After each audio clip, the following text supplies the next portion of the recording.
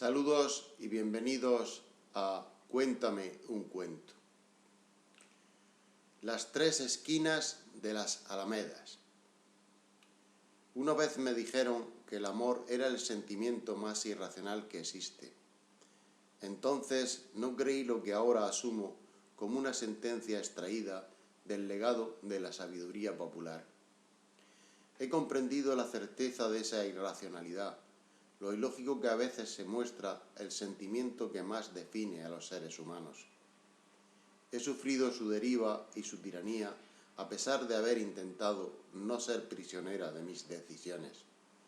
Quisiera reconstruir el pasado, volver atrás y tomar otra dirección para mi vida, poder retomar de nuevo un rumbo perdido hace mucho tiempo, reparar el daño que pude infligirme o causar a otros, aunque sea demasiado tarde para evitar sus consecuencias.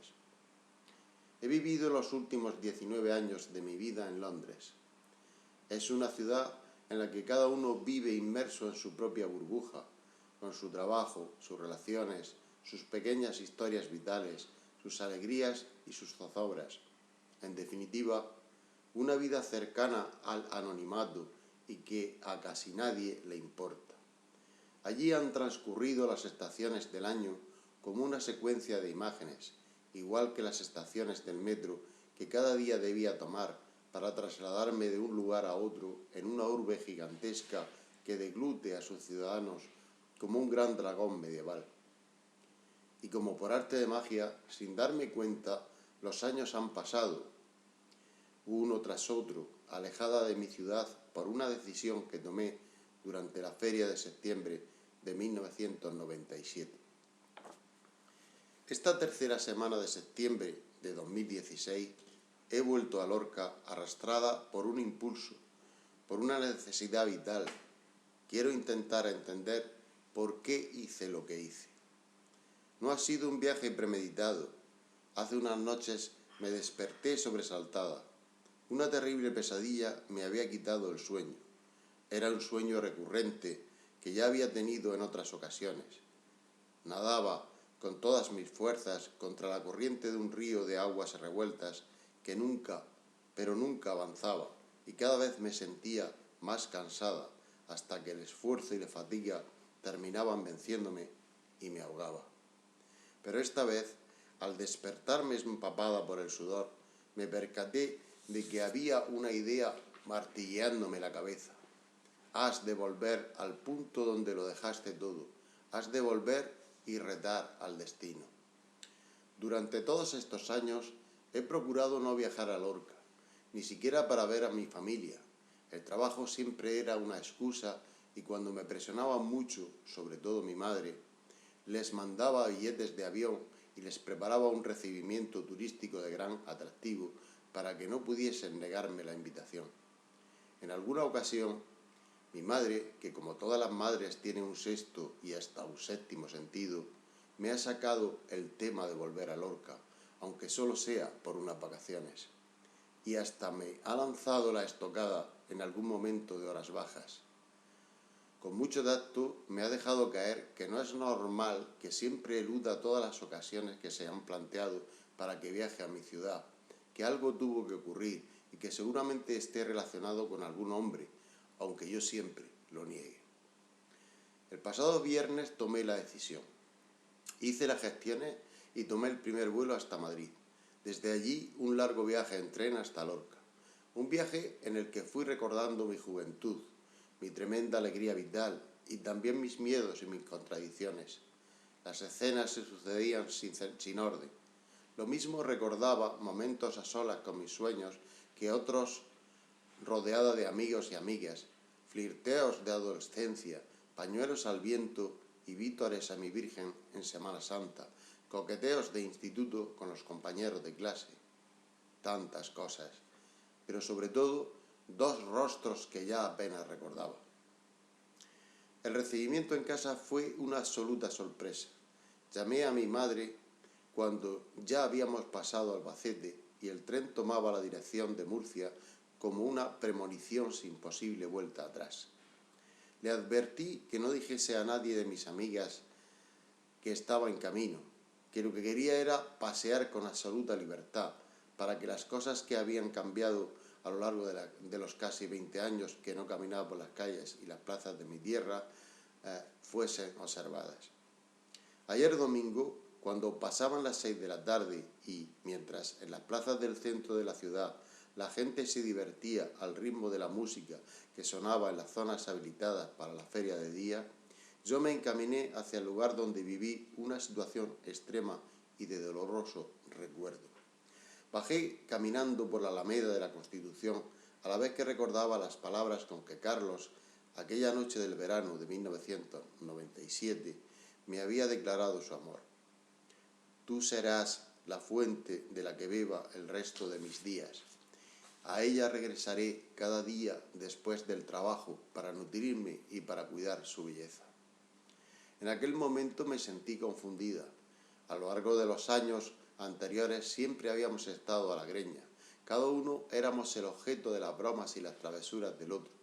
Recuerdo que una vez, jugando con los amigos y amigas, le pusimos pegamento en la cremallera y en la correa de los pantalones y le hicimos que bebiera varias cervezas, mientras, con los ojos tapados, tenía que averiguar quién de las amigas le tocaba en la cara y le besaba en la oreja. Si no acertaba, debía seguir bebiendo. El problema le vino cuando las cervezas hicieron efecto y tuvo que ir al aseo de urgencia. Había que verle la cara descompuesta y avergonzada, puesto que, por efecto del pegamento, le costó desabrocharse y se mojó los pantalones. ¡Cómo nos reíamos! Claro que, días después, él se vengó en un juego similar, rociándome el pelo con un spray de color rojo, mientras yo, también con los ojos tapados, debía adivinar a quién señalaba la botella vacía que hacíamos girar en círculo. No me hizo ninguna gracia. Después de cruzar las vías del tren, me empezó a cambiar el ánimo. Una extraña tristeza se apoderó de mí. Recuerdo aquel día de septiembre del 97 como si fuera hoy. Yo tenía entonces 23 años. Acababa de terminar mi licenciatura en periodismo con muy buenas notas y había cursado varias solicitudes de trabajo. Estaba en un momento en el que se abrían ante mí ilusionantes posibilidades para hacerme un hueco en el mundo dominado por los hombres, que cada vez más reclamaba con fuerza una visión femenina de las cosas que sucedían en el país. Durante el último año de estudios en la facultad, había conocido a Mario, un joven apuesto, de familia adinerada, lo que mi madre llamaba un gran partido, que por aquel entonces me traía loca. Había vivido con él apasionados escarceos amorosos, pero nunca me había dicho que me quería, cuestión que ya me estaba empezando a preocupar. Aquella tarde me había llamado a casa y me había anunciado que me iba a dar una sorpresa y que lo esperara en las Alamedas. Recuerdo que me arreglé con mucha ilusión porque aquella tarde iba a ser mi gran tarde. Así lo intuía. Sin embargo, mientras me maquillaba, sentí una punzada extraña en el corazón. Me vinieron a la mente las palabras con que Carlos se me había declarado meses atrás y también la cara que se le quedó cuando le dije que estaba muy confusa, que necesitaba tiempo para contestarle y que lo que fuese a ser sería, que éramos muy jóvenes para saber lo que queríamos y debíamos dar tiempo al tiempo. Carlos y Mario se habían conocido durante aquel verano. Yo había notado la tensión que existía entre ambos. La achacaba a esas cosas de los hombres por hacerse los machitos y los valientes. Y de alguna forma me sentí halagada. No le di más importancia. Cuando Carlos se me declaró, poco después de conocer a Mario y de ver cómo me galanteaba, comprendí el recelo que le tenía y también noté los esfuerzos que Mario hacía por no caer en algunas de las malvadas provocaciones. Aquella noche me mostré demasiado distante con Carlos. No comprendí el porqué de su arrebato y le pedí que no insistiera. Seguramente le hice mucho daño, pero en mi mente estaban los brazos y el vigor de Mario. Sin embargo, algo se removió en mi alma. Sentía algo especial por Carlos, aunque no le conociese íntimamente y su futuro fuese más incierto que el de Mario. Había un lazo invisible que nos unía desde hacía años.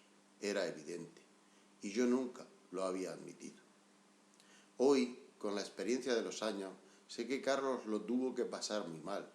Algunas veces he imaginado las cosas que pasarían por su cabeza, pero fue mi decisión, y no debo pensarlo más.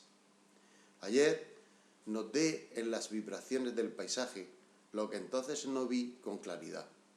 Cuando llegué a la confluencia de la Alameda de la Constitución con la Alameda del Corregidor La Puente, me senté en un banco cara al camino que me había llevado hasta allí. Aunque algo cambiado, el paisaje conservaba gran parte de la vegetación plantada en su origen. Olmos, cipreses de Monterrey, álamos negros y blancos, jacarandas, adelfas, rosales, yucas, madroños. Intenté imaginar cómo sería aquel espacio cuando Joseph Topser los comparó con los paseos de Oxford y habló de su hermosura y de los trigales que había junto a ellos. Y entonces supe que tenía que haber seguido el camino de la naturaleza. Mi mente regresó a lo ocurrido en aquel mismo lugar 19 años atrás. Allí mismo me estaba esperando Mario con un enorme ramo de rosas. Cuando llegué, se puso de rodillas y me pidió que me casara con él. Fue muy directo. No me dejó opción para la duda. Sorprendida y emocionada, estaba dispuesta a darle el sí cuando, por la parte izquierda de la Alameda del Corregidor La Puente, se acercaba Carlos, que minutos antes había estado en mi casa preguntando por mí y le habían dicho que me había dirigido a las Alamedas, donde había quedado con Mario. No me dio tiempo a contestarle a Mario, porque Carlos se abalanzó sobre él, le arrancó el ramo de rosas de las manos, le empujó y le increpó, diciéndole que cómo se atrevía a pedirme matrimonio, que yo nunca sería feliz a su lado, porque era un egoísta, un aprovechado y un farsante. Mario se levantó hecho una furia, fue hacia él, le golpeó en la cara y le dijo que se marchara de allí, que era un niñato y un muerto de hambre. Le amenazó con partirle la cara si seguía allí un minuto más. Carlos se lanzó con un rencor irreconciliable hacia Mario, y ambos se enzarzaron en una terrible pelea. Yo me eché a llorar mientras le suplicaba que se detuvieran. Impotente y desconcertada, vi cómo se golpeaban sin cesar y no hacían caso de mis palabras. Pedí ayuda para que alguien los separara, pero en ese momento nadie pasaba por el lugar. Intenté que me escucharan y les grité que no sería de ninguno para ver si así reaccionaban. Fue inútil. Siguieron como salvajes, pegándose hasta que no pudiesen más. Me di por vencida y me fui corriendo a casa totalmente fuera de mí.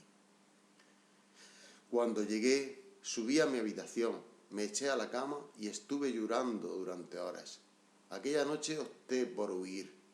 Estaba atrapada en una situación para la que no veía salida. No quería que ninguno de los dos sufriera daño y pensé que la distancia aclararía las cosas. Aquella tarde, mientras estaba en las Alamedas, habían llamado desde The Daily Telegraph para ofrecerme un contrato de becaria. Cuando a la mañana siguiente me lo dijo mi madre, pensé que era lo mejor. La suerte me sonreía. Aceptando el contrato y marchándome a Londres, se resolvería todo. A mí me haría ver con claridad y si alguno me quería tanto como decía, me buscaría hasta convencerme de que fuese a él a quien eligiera. Esa era mi esperanza. Hoy, sentada en el mismo lugar, siento una intensa decepción. Los años han pasado y ninguno de los dos me ha buscado. No entiendo qué pudo suceder. Mario tenía todos los posibles para ir tras de mí a cualquier lugar del mundo. Carlos no. Pero el amor mueve montañas. Si tanto me quería, ¿por qué no lo demostró después? Y Mario, si era su diosa, ¿por qué no movió cielo y tierra hasta encontrarme? Nunca supe qué pasó entre ellos después de aquella terrible tarde, ni cuáles han sido sus caminos. El mío sí lo conozco. Tengo un buen trabajo, pero sigo soltera.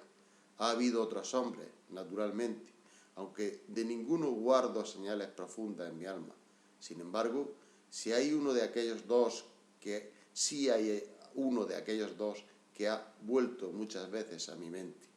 No sé, quizá por pequeñas cosas, por sensaciones mínimas que a lo largo de los años adquieren grandeza. El corazón es así de complejo y de impredecible. A pesar de que él nunca me hallara, me gustaría encontrarme para ver qué ha sido de su vida. Ayer miré la nueva fuente que hay cerca de donde antiguamente estaba el kiosco del Melones. Me acerqué para contemplar una especie de gran sol que hay en su parte superior. Y entonces me di cuenta de un grabado en forma de corazón con 2 iniciales y 19 muescas. Las iniciales son una E y una C. Curiosamente podrían ser Elena y Carlos. Y las muescas las conté y son 19, tal vez 19 años. El corazón me dio un vuelco y entonces, mientras el pulso se me disparó, recordé de nuevo su frase: tú serás la fuente de la que beba el resto de mis días. A ella regresaré cada día después del trabajo. Por eso, hoy he vuelto. Quizá 2 de aquellas 3 esquinas se unan en la fuente. Ayer era domingo, hoy es día de trabajo y tal vez por esta fuente corra el agua que nunca debí dejar sin cauce. Muchas gracias.